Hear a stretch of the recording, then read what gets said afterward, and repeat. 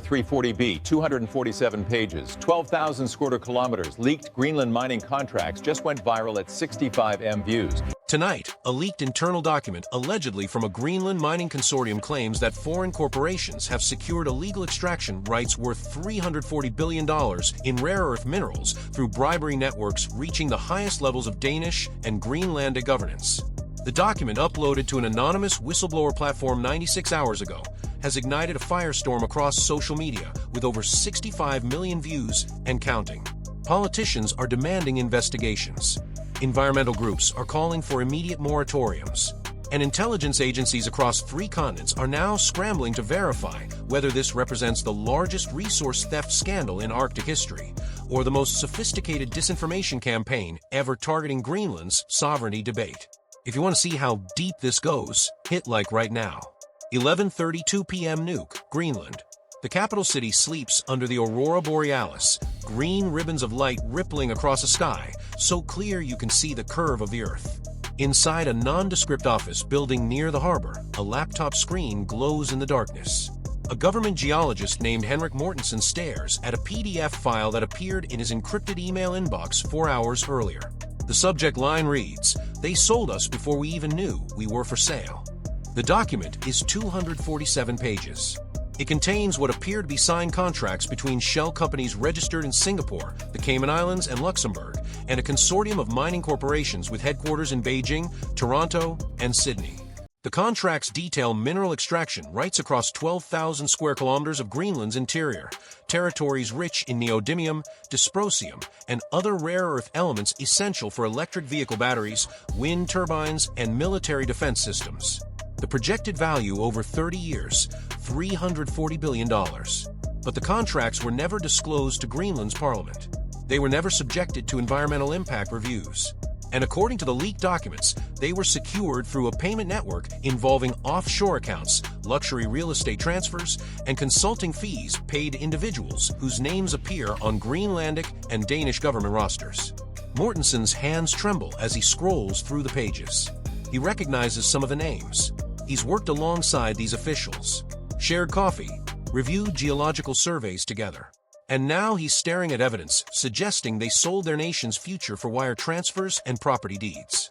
At 11:47 p.m., Mortensen forwards the document to investigative journalist Astrid Olsen at Greenland's largest independent news outlet. The subject line he types, "Verify this before I lose my job, or my mind."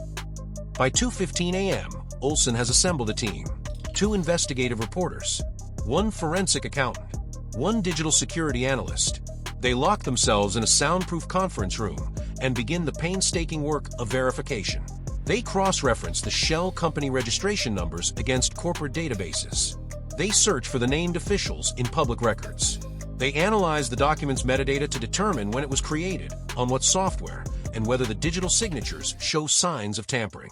Within 6 hours, the team identifies red flags. 3 of the shell companies listed in the contracts do exist in public registries, but their incorporation dates don't match the contract signatures. 2 of the named officials left government service years before the alleged bribery payments were made. And the document's metadata reveals it was created using software that didn't exist until 14 months after the contracts were supposedly signed. But not everything is fabricated. The geological survey data referenced in the contracts is accurate. The mineral deposit locations match classified reports that were never made public. And 4 of the named officials are indeed under separate, ongoing investigations by Denmark's state prosecutor for financial and economic crime for unrelated corruption allegations involving land deals and procurement fraud. This wasn't pure fiction. This was a hybrid, a weaponized blend of real information and fabricated evidence designed to exploit existing suspicions and inflame geopolitical tensions at the exact moment Greenland's independence debate is reaching a critical juncture. Comment, exposed, if you're ready to see who benefits from the chaos. By sunrise, the leaked document has been uploaded to 14 different platforms. Anonymous accounts with names like Arctic Truth Seeker and Ice Whistle are sharing excerpts with inflammatory captions. Greenland sold to China while you weren't looking. Denmark profits while Greenlanders lose their future. Rare earth heist worth hundreds of billions, and nobody is talking about it. Within 18 hours, the document goes viral. International media outlets begin covering the allegations, many hedging with phrases like unverified claims and alleged leaked documents, but the damage is done. The story spreads faster than the verification. Politicians in Washington, Ottawa, and Brussels demand answers. Greenlandic independence activists hold emergency rallies, waving signs that read "Not for sale" and "Sovereignty now." And mining corporations named in the contracts issue terse denials, which only fuel conspiracy theories that they're covering up the truth. Astrid Olsen publishes her initial findings at 9 a.m. the following day. Her headline is careful. Viral mining document contains verifiable inaccuracies, but also disturbing real data. She details the metadata inconsistencies. She explains the timeline impossibilities. But she also confirms that some of the officials named in the fake contracts are indeed under investigation for real corruption. She urges readers not to dismiss the entire document as fabrication, but also not to accept it as proof without further verification. Her article gets 12,000 views. The viral posts amplifying the fabricated contracts get 65 million. Because the truth is complicated, the lie is simple. And in the attention economy, simplicity wins. But investigators weren't finished. Denmark's state prosecutor for financial and economic crime, working in coordination with Greenland's police force and Interpol, launched a parallel investigation not into the contracts themselves, but into the leak's origin. They wanted to know who created the document, who uploaded it, and who stood to gain from destabilizing Greenland's political landscape at this specific moment. Digital forensics specialists traced the document's first upload to a server cluster in Moldova. The whistleblower platform hosting the file was legitimate, used by journalists and activists worldwide, but its encryption made source tracing nearly impossible without cooperation from the platform's administrators. After a legal process spanning 4 days, the platform provided limited metadata. The uploader used a VPN routing through servers in Romania, Estonia, and Iceland. The email account used to create the upload was registered 11 days before the leak, had no prior activity, and was linked to a burner phone purchased with cryptocurrency in Tallinn, Estonia. This was operational tradecraft, not the work of an amateur whistleblower. This was the work of professionals. Type tradecraft if you want to see who's pulling the strings. By day 6, the investigation had expanded to financial intelligence units across Europe and North America. Analysts began mapping the flow of disinformation amplification. They identified 340 social media accounts that shared the leaked document within the first 12 hours of its publication. Of those accounts, 220 had been created within the previous 90 days. Their posting patterns were consistent with bot networks, synchronized timestamps, identical captions, and coordinated hashtag deployment. But the remaining 120 accounts were real people, activists, journalists, politicians, well-meaning citizens who believed they were exposing corruption and holding power accountable. They had no idea they were amplifying a fabricated narrative designed to exploit their legitimate concerns. Then the investigation took a darker turn. Financial analysts tracking cryptocurrency transactions linked to the burner phone purchase discovered a pattern. The wallet used to buy the phone had also funded the creation of websites, social media ad campaigns, and payments to freelance content creators hired to produce viral videos analyzing the leaked document. The total expenditure, $470,000 over 6 weeks. The funding trail led to a shell company registered in the British Virgin Islands. Corporate records listed a single director, a name that matched no verifiable identity. But the company's bank account showed wire transfers originating from accounts previously flagged in investigations related to foreign influence operations targeting European Union referendums and NATO expansion debates. This wasn't a whistleblower exposing corruption. This was an influence operation designed to fracture trust, derail diplomatic negotiations, and weaponize Greenland's sovereignty debate as a lever in great power competition over Arctic resources. But investigators weren't done. They wanted to know if any domestic actors inside Greenland or Denmark had knowingly collaborated with the operation. Had anyone provided the real geological data embedded in the fake contracts? Had any officials leaked the names of their colleagues under investigation, knowing that information would be weaponized? Counterintelligence teams deployed undercover operatives into mining industry conferences, environmental advocacy groups, and political circles sympathetic to both independence movements and pro-Denmark factions. They monitored communications. They cultivated sources.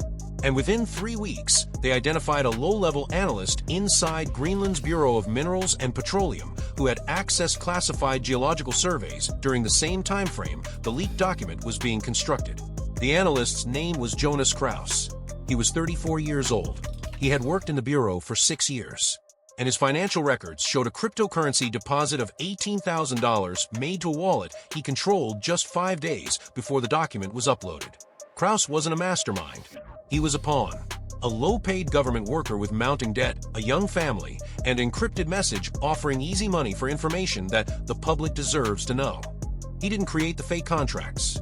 He didn't upload the document, but he provided the real data that made the fabrication credible enough to go viral.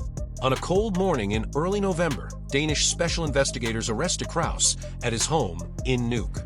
He didn't resist. He didn't demand a lawyer. He just asked one question: did I help or hurt? The lead investigator, a veteran counterintelligence officer named Lars Bjornsted, looked at him without expression. You helped someone, but it wasn't your country. If you're still watching, hit subscribe so you see what happens when good intentions meet sophisticated manipulation. Kraus was charged with unauthorized disclosure of classified information and accepting payments from a foreign entity. His trial was held in closed session due to national security concerns.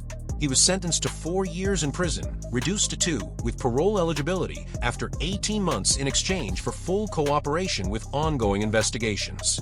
But his testimony didn't lead to arrests of masterminds or exposés of foreign intelligence networks. It led to more shell companies, more encrypted communications, more dead ends.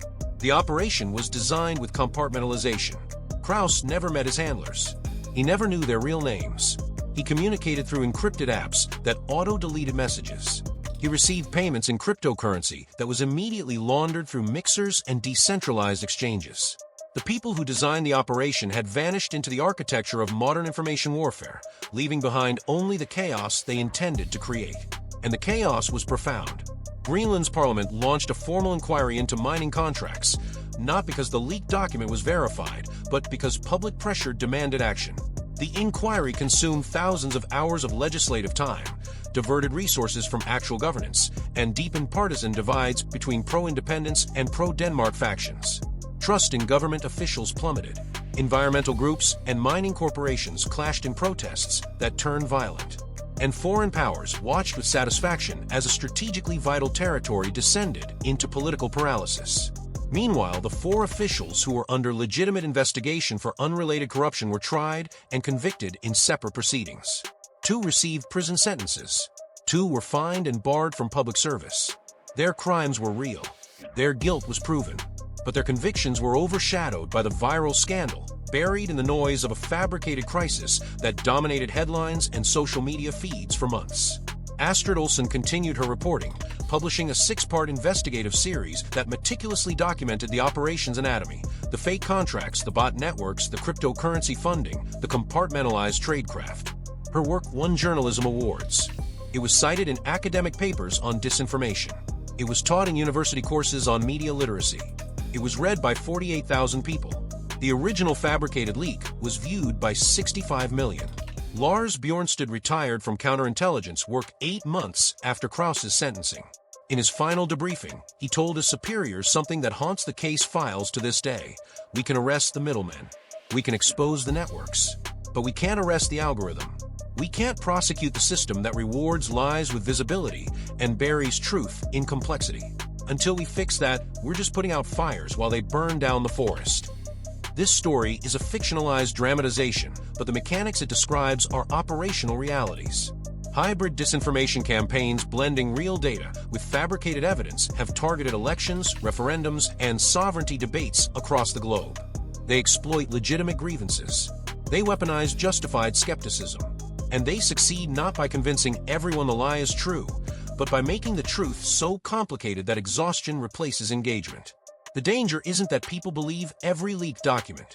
The danger is that the flood of leaked documents, real, fake, and hybrid, creates an environment where verification becomes impossible, trust collapses, and the loudest narrative wins regardless of accuracy.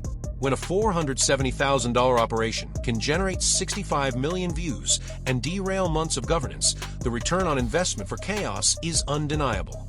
Power doesn't always need violence. Sometimes it only needs a PDF file, a bot network, and an algorithm that prioritizes outrage over accuracy. The people who understand that don't need to invade Greenland. They just need to convince Greenlanders that they've already been invaded. Share this video so people understand how hybrid warfare is fought in the space between verified truth and viral fiction. Comment verify if you commit to checking sources before amplifying claims. Tap like so more people see how modern influence operations turn information into weapons. The question isn't whether foreign powers are interested in Greenland's resources. The question is whether we can defend against operations designed to fracture societies from within using nothing more than documents, algorithms, and our own distrust. Because the next leak scandal is already being crafted. The next bot network is already being deployed. And the next wave of well-meaning people ready to amplify without verifying is already scrolling. Will we learn to distinguish between exposure and exploitation before it's too late? That answer depends on what you do next.